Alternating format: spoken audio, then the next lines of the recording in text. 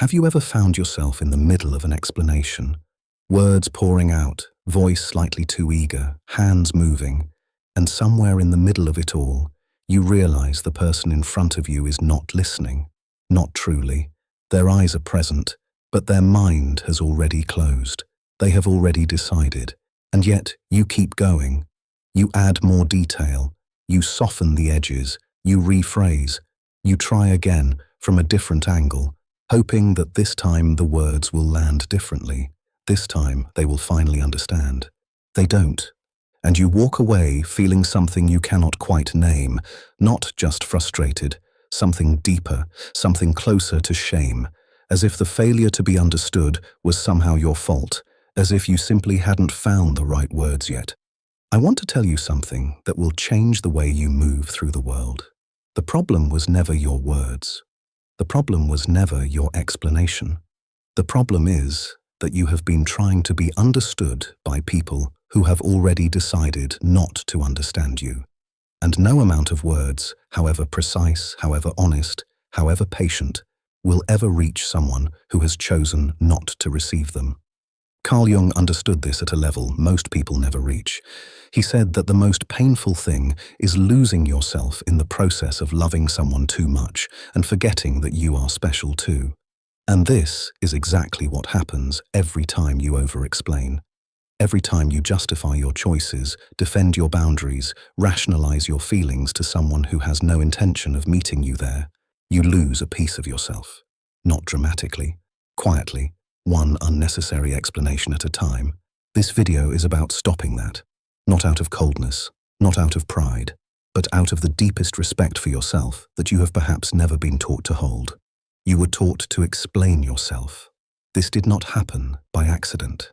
From the earliest age, you learned that your needs required justification, that your feelings needed evidence, that your choices were subject to approval. A child who says, "I don't want to hug that person," is told to do it anyway and explain later. A teenager who sets a boundary is asked to defend it in front of the very person they are trying to protect themselves from. An adult who makes a decision that affects only themselves finds themselves in an exhausting courtroom of other people's opinions, playing both defendant and lawyer, hoping to be acquitted from a crime they never committed. Over time, this becomes automatic. You don't even wait to be questioned. You pre-explain. You justify in advance. You soften your truth before it even leaves your mouth, anticipating the objection, already preparing the defense.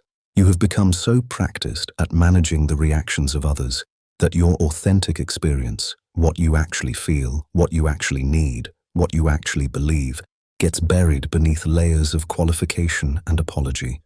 Jung called this the construction of the persona, the mask we build to be acceptable.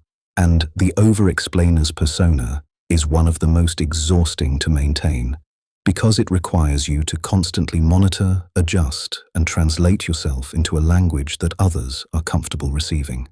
You are not expressing yourself. You are negotiating yourself. And the negotiation never ends, because the other party is always changing the terms. And here is what makes this conditioning so insidious. It does not feel like self-betrayal. It feels like kindness. It feels like being reasonable. It feels like being the bigger person. Because you were taught that making yourself understandable to others was a virtue, a mark of emotional intelligence, of empathy, of care. What you were not taught is that there is a profound difference between genuine communication and the compulsive need to justify your existence to people who have already written their verdict. Here is the question that cuts through everything. When was the last time you explained yourself to someone and felt genuinely heard? Not just tolerated, not just temporarily appeased, but truly heard. The kind of being heard where the other person's face shifts because something you said actually landed in them, changed something, expanded their understanding of you. For many people, the honest answer is rare or never, particularly with the people they explain themselves to most. And this is the brutal reality that most people spend years avoiding. The people you over-explain to are not failing to understand you because you haven't found the right words. They are failing to understand you because understanding you would require them to change something, their perception of you, their narrative about you, their control over you, and they are not willing to do that. Jung identified what he called projection, the psychological mechanism through which people place onto others the contents of their own unconscious. The person who accuses you of being selfish when you set a boundary is not engaging with your actual behavior. They are defending against their own discomfort at losing access to your compliance. The person who calls you cold when you stop oversharing is not responding to your actual emotional temperature. They are reacting to the loss of information they use to manage you with. When you understand this, you understand something essential. Their incomprehension is not about you, it is about them. And no explanation of yours will address what is actually happening, because what is actually happening is entirely inside them, in territory they refuse to examine. This is one of the hardest truths to fully absorb, because it requires you to stop waiting for the moment when they finally get it, to stop holding your life in suspension while you wait for a verdict that will never come, to accept that some people will never understand you, not because you are too complex, not because you are too broken, not because you are too difficult, but because understanding you would cost them something they refuse to pay.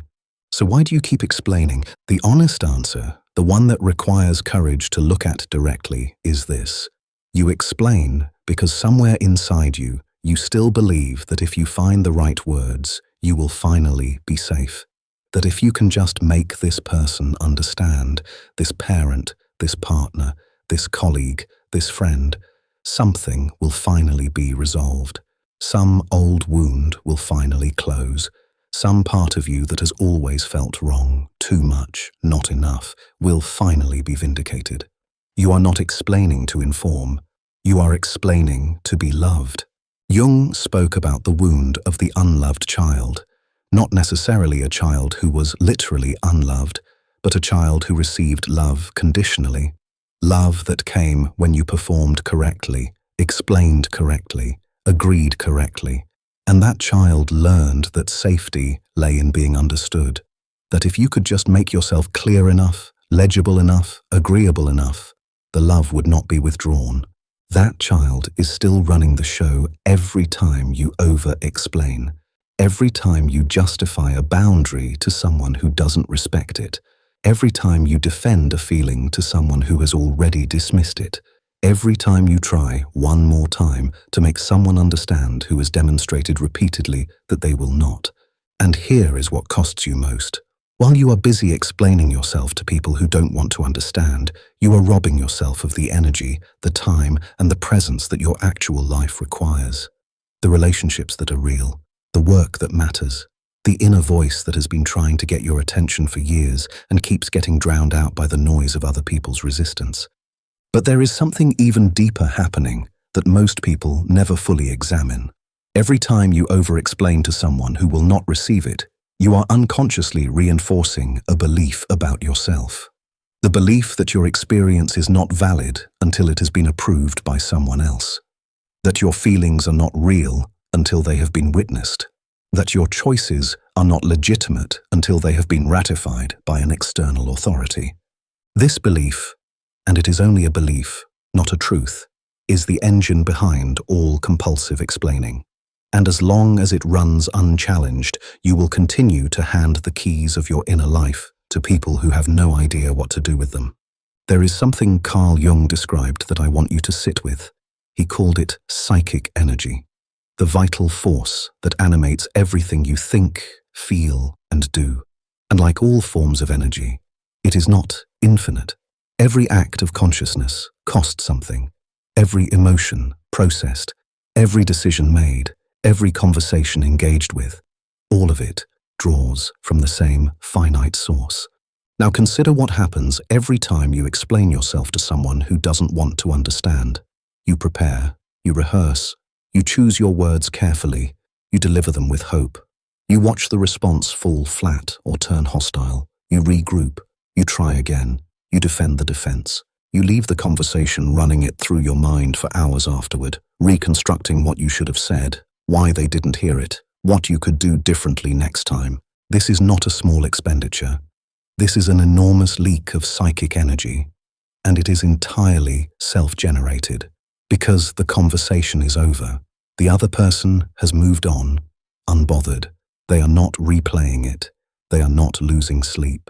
You are the only one still in that room, still explaining, still trying to win a verdict that was never going to go in your favor. Jung was clear that a healthy psyche knows how to withdraw energy from what cannot be changed and redirect it toward what can. This is not resignation. This is wisdom. The person who has decided not to understand you has made a choice, and that choice belongs to them. Your only task is to stop funding it with your most precious resource.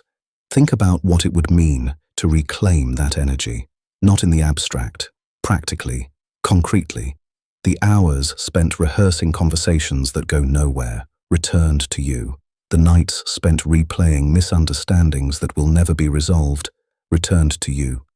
The mental bandwidth occupied by managing the perceptions of people who have already decided who you are, returned to you. What would you do with all of that?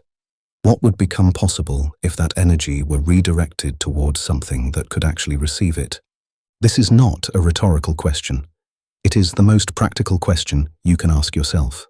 Because the life you want, the relationships that nourish you, the work that fulfills you, the sense of moving through the world with your full self intact, all of that is waiting on the other side of this one decision. The decision to stop explaining yourself to people who have chosen not to understand. Now I want to address the fear that arises when you consider actually stopping, because there is a fear, a real one, and it is worth looking at honestly rather than dismissing. The fear is this: if I stop explaining myself, they will think the worst of me. They will misinterpret my silence as guilt. They will fill the space with their own narrative, a narrative in which I am wrong, difficult, selfish, cold, and I will have no defense. This fear is real, and it will sometimes be correct. When you stop explaining yourself, some people will think the worst of you. Some people will construct a story about your silence that has nothing to do with the truth, and you will have to live with that. But here is what you need to understand. Those people were already constructing that story. Your explanations were never preventing it. They were only giving it more material to work with. Because the person who is determined to misunderstand you will take your careful, honest, vulnerable explanation and use it as evidence for the very conclusion they had already reached. Your words do not protect you from their narrative. Your words feed it.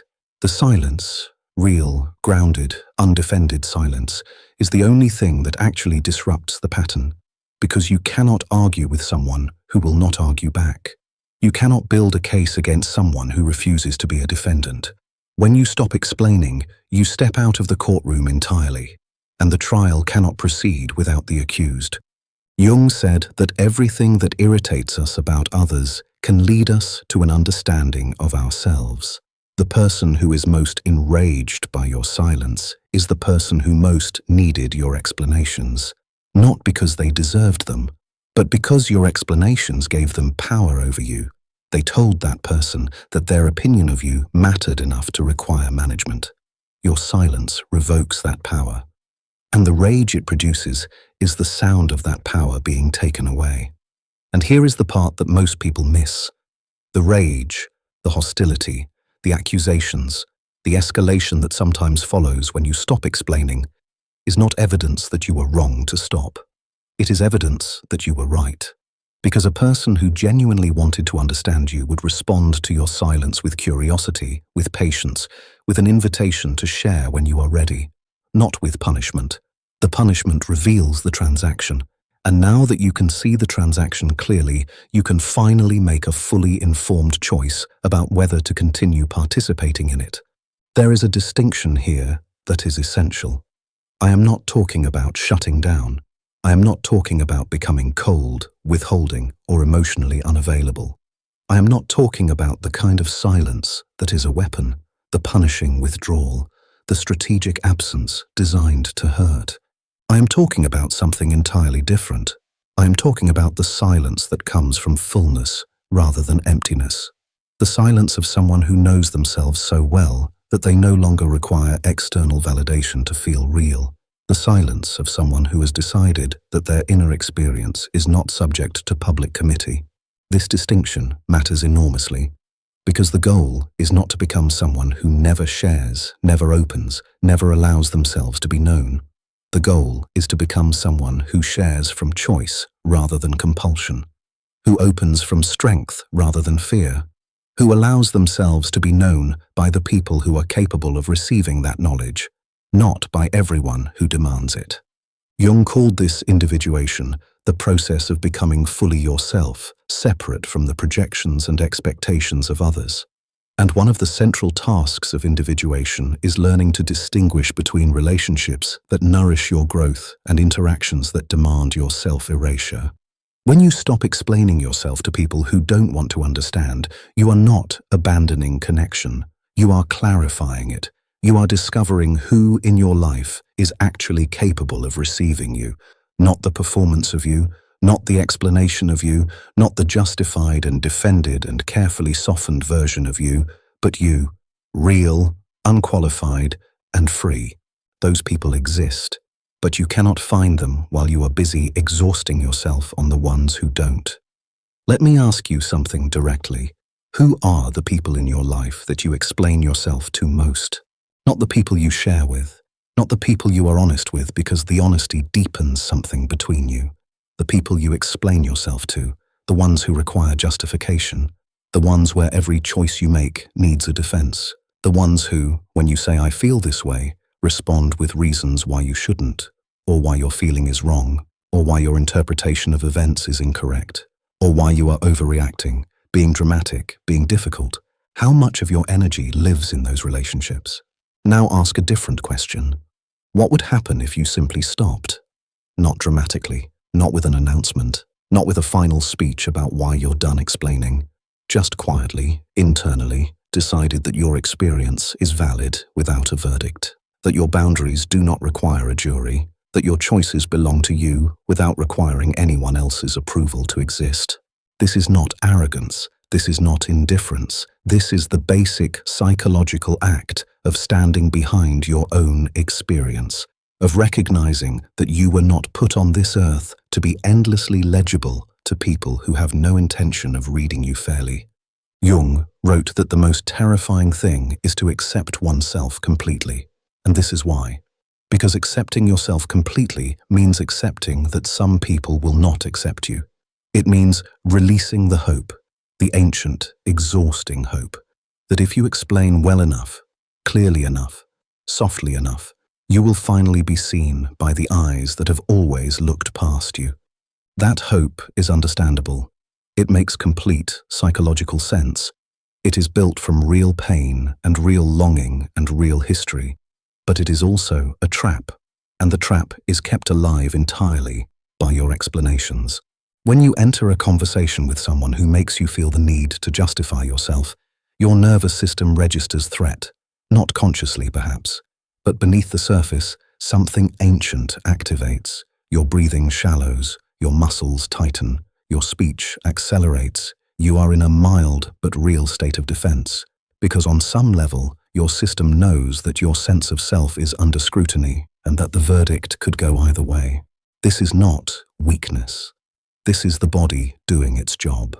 The problem is that the job was designed for a predator in the forest, not for a dinner table conversation with a critical parent or a dismissive colleague. And when you remain in that state of low-level defense repeatedly for years across dozens of relationships, it wears on you in ways that go far beyond the emotional. The chronic exhaustion that many sensitive people carry is not simply emotional. It is the accumulated cost of a nervous system that has been in mild defense mode for most of its life. The anxiety that seems sourceless is often the residue of years of over-explaining, years of bracing for judgment, preparing defenses, managing perceptions, and still never feeling fully safe. When you stop explaining yourself to the wrong people, something begins to happen in the body before it happens anywhere else. A loosening, a dropping of tension you had forgotten was there, a subtle but unmistakable sense of putting down something very heavy that you had been carrying for so long you thought it was just part of you. It is not part of you. It was never part of you. It was the weight of other people's refusal to understand. And you do not have to carry it. Here is what becomes possible when you stop. Your energy returns, not all at once. Gradually, as the drain stops, as the rehearsing stops, as the post-conversation autopsy stops, you begin to notice that there is more of you available. For your own thoughts, for your actual relationships, for the work and the life that is waiting for your full attention. Your self-perception clarifies. When you stop filtering yourself through the lens of people who misunderstand you, you begin to hear your own voice again, not the voice that explains and defends and justifies, your actual voice, the one that knows what it feels, what it needs, what it values, without requiring anyone else's agreement to be real. Your relationships reveal themselves. Some people, when you stop over-explaining, will simply move on. They will find someone else who will give them the management they were seeking from you, and their departure will hurt because loss always hurts. But it will also clarify, because what you had with those people was not connection, it was function. You were a service they used, and you are not a service. Other people, the real ones, the rare ones, will respond to your silence not with hostility, but with curiosity, with respect, with their own quiet recognition that something has shifted, that you have become more yourself, and that this version of you is someone they actually want to know. Jung said that when you individuate, when you become more fully yourself, you become magnetic to what belongs to you and repellent to what doesn't. The people who needed your explanations will leave. The people who can receive your truth will arrive, and the relationships that remain will be built on something that has never needed an explanation to exist. Truth, mutual recognition, and the profound relief of being in the presence of someone who understands you, not because you convinced them, but because they were already capable of seeing you. There is one more thing I want to say before I leave you with this. The people in your life who have never been able to understand you, the ones you have explained yourself to, patiently, repeatedly, hopefully, exhaustingly, they are not your enemies. Most of them are not even consciously unkind. They are simply limited by their own wounds, their own unconscious patterns, their own incapacity for the kind of depth that genuine understanding requires. Jung understood that we cannot give what we do not have. A person who has never done the work of understanding themselves cannot offer genuine understanding to another. They can only offer what they have, which is their own projection, their own fear, their own need to keep the world legible on their own terms. Your compassion for them is not wrong, but compassion does not require you to sacrifice yourself on the altar of their limitation. You can hold genuine warmth for someone and still refuse to exhaust yourself trying to reach a part of them that is not available. You can love someone and still accept that they cannot give you what you need. These are not contradictions. They are the markers of emotional maturity. The most loving thing you can do for yourself, and in some ways for them, is to stop performing the ritual of explanation that changes nothing and costs everything, to stop participating in a dynamic that diminishes you without improving them, to step back quietly and without drama into your own life. So here is where I leave you, not with a technique, not with a script for how to respond the next time someone demands your justification, but with a question. What would it feel like to move through one entire day without explaining yourself once, without defending a choice that belongs to you, without justifying a feeling that is real, without softening a truth to make it easier for someone else to swallow? What would remain if all of that fell away? I believe what would remain is you, the you that has been waiting beneath all those explanations, quieter than you expected, more certain than you feared, not needing to be understood by everyone, only needing to understand yourself.